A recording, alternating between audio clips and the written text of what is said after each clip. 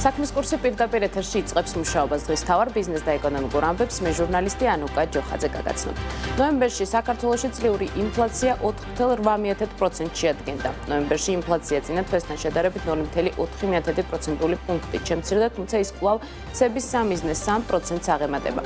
საქსტატის თანახმად ფასები ზრდაზე ყველაზე დიდი გავლენა სურსათის ჯგუფმა იქონია, სადაც ფასები წლიურად 10.3% არის გაზრდილი. ფასები მომატებულია ხილსა და ყურძენზე 16.9%-ით, თევზეულზე 15.9%-ით, ზეთსა და ცხიმზე 14.9%-ით, ხოლო პური და პურპროდუქტები 13.6%-ით გაძვირდა.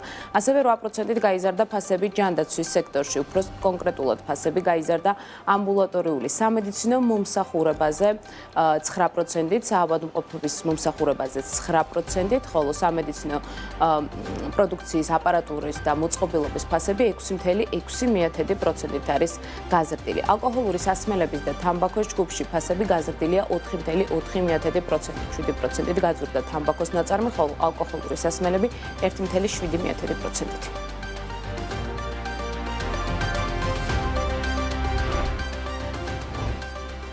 2025 წლის ოქტომბრის მონაცემებით ბანკებს კაპიტალისა და ლიკვიდობის ჯანსაღი მაჩვენებლები აქვს. გასულ წელთან შედარებით საკრედიტო აქტივობის ტემპი ეტაპობრივად ნორმალიზდა და 2025 წლის ოქტომბერში გაცვლითი კურსის ეფექტის გამორიცხვით 12.7% შეადგინა. ეროვნული ბანკი ფინანსური სტაბილურობის კომიტეტის გადაწყვეტილებას აკողმებს. მათი შეფასებით საკრედიტო აქტივობაში მნიშვნელოვანი წილი კვლავ ბიზნეს სესხებმა შეიტანა.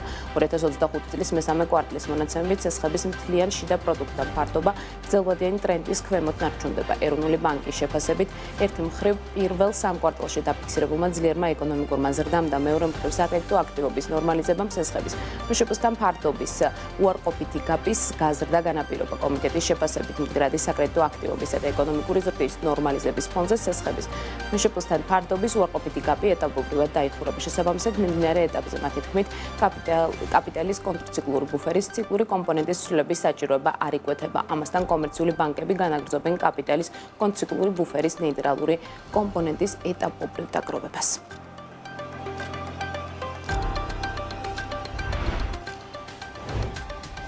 განათლების მინისტრიის გივი მიქანაძის განცხადებით 2027-28 სასწავლო წლებში 12-წლიანი სასწავლო პროცესიდან 11 წლიანზე გადასვლის პერიოდში აბიტურიენტების გაზრდილი რაოდენობის გამო უმაღლეს სასწავლებლებში მიზაღები კვოტები არ გაიზრდება.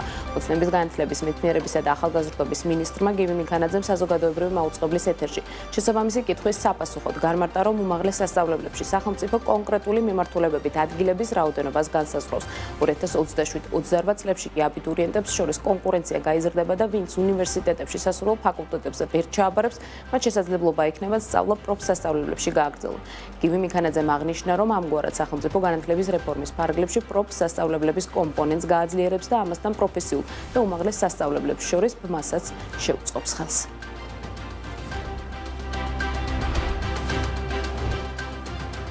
საქართველოში კრიპტოვალუტების დატა ცენტრები ელექტროენერგიის 5%-ს მოიხმარენ. ქვეყანაში არსებული დატა ცენტრები ძირითადად კრიპტოვალუტების გამომუშავებით არიან დაკავებული და ისინი თბილისის და ქუთაისის თავისუფალ ინდუსტრიულ ზონებში არის განთავსებული. სემიკისთვის წარდგენილი სტატისტიკის თანახმად, ამ საქმიანობით დაკავებული კომპანიების გამომუშავება წელს 3-ჯერ გაიზარდა და მან იანვარ-ოქტომბერში 617 მილიონი კილოვატ-საათი შეადგინა. კრიპტოვალუტების გამომუშავების მატება დაკავშირებულია ამ აქტივების ფასის მნიშვნელოვან მატებასთან, რაც შეეხება უშუალოდ კომპანიებს. მოხმარებით პირველ ადგილზეა AITech Solution, რომელმაც 357 მილიონი კილოვატ-საათი ელექტროენერგია მოიხმარა. კომპანია ოპერირებს თბილისში გლდანის დატა ცენტრში, სადაც წარსულში ფითური ახორციელებდა მაინინგს. ელექტროენერგიის მოხმარებით მეორე ადგილზეა კომპანია Techsprint Corporation, რომელიც ქუთაისის თავისუფალი ეკონომიკური ზონიდან ოპერირებს. კომპანიამ იანვარ-სექტემბერში 124 მილიონი კილოვატ-საათი მოიხმარა. მესამე პოზიციაზეა TFC სერვისი, რომელმაც 104 მილიონი კილოვატ-საათი ელექტროენერგია მოიხმარა.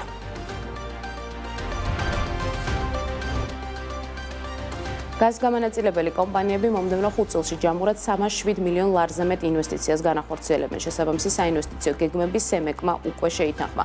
შეთანხმებული თანხა მოხმარდება მომსახურების ხარისხის გაუმჯობესებას, ასევე უსაფრთხო და უწყვეტი გაზმომარაგების უზრუნველყოფისთვის განხორციელებულ პროექტებს. უფრო კონკრეტულად, თბილისი ენერჯი 2026-30 წლებში 92.8 მილიონ ლარამდე თანხას დახარჯავს. სოკარ ჯორჯია გაზი 102.8 მილიონ ლარის ინვესტიციას ანონსებს.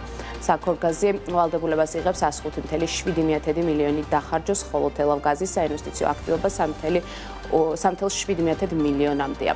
2 მილიონს ჩადებს ჯიგას კომპანია.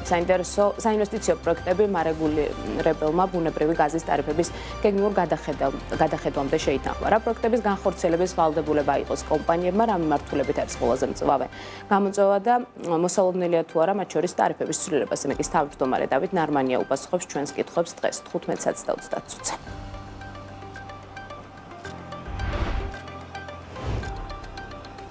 სურსათის ეროვნული სააგენტო საზოგადოებრივი კვების ობიექტებში შესაძლებლად გამოყენებული ცხიმისა და ზეთის ხარისხს ამოწმებს.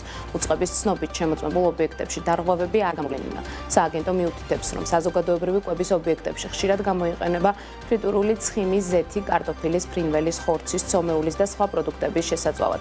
სააგენტო ფრიტურული ცხიმის, ზეთის ტემპერატურას, უბნებლობას და ხარისხს სპეციალური მოწყობილობით ზეთის ტესტერით რეგულარულად აკონტროლებს. სურსათის ეროვნული სააგენტო რეკომენდაციას აძლევს ბიზნეს ოპერატორებს მუდმივად განახორციელონ შიდა კონტროლი იმ შემთხვევაში, თუ მაჩვენებელი ნორმას აღემატება.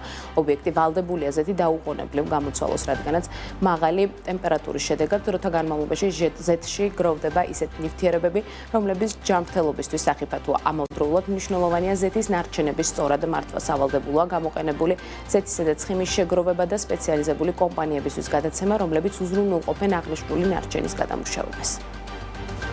სურსათის ეროვნული სააგენტო მუდმივ რეჟიმში ახორციელებს საზოგადოებრივ ობიექტებში ზეთის ხარისხობრივი უნებლობის პარამეტრების შემოწმებას. როგორც მოგეხსენებათ, როდესაც ხდება ზეთის ხშირი მოხმარება, ამ დროს წარმოიქმნება ნაერთები, რომელიც მავნეა ჯანმრთელობისთვის.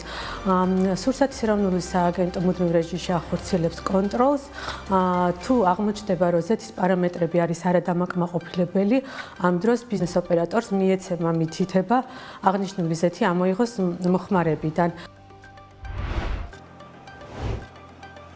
2 დეკემბრიდან ქუთაისის საერთაშორისო აეროპორტს ახალი მიმართულება ვენეცია დაემატა. ქუთაისიდან პირდაპირ საჰაერო გზით რომისა და მილანის შემდეგ იტალიის უკვე მესამე ქალაქში არის მოხვედრა შესაძლებელი. ვიზეირი რეისებს ვენეცია, ქუთაისი, ვენეციის მიმართულებით კვირაში 2 სიხშირით, სამშაბათსა და შაბათს Airbus A321 Neo ტიპის ხომალდით ასრულებს. ვენეციიდან პირველი რეისით ჩამოსულ მგზავრებს ქუთაისის საერთაშორისო აეროპორტში საქართველოს აეროპორტის გაერთიანებამ განსაკუთრებული დახვედრა მოუწყო. ეს ჩვენს აეროპორტს ახალი მიმართულებაა. ვენეცია დაემატა. წელს ეს არის მეორე ახალი მიმართულება ლიონის შემდეგ ჩვენი აეროპორტისთვის.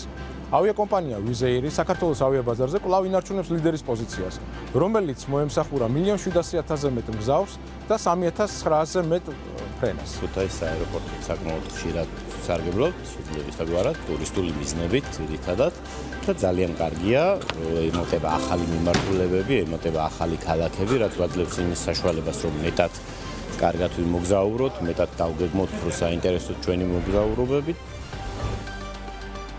საქმის კურსი 12:30 და 30 წუთზე ამით დასრულებულია. განახლებული ინფორმაციით 13:40 და 40 წუთზე.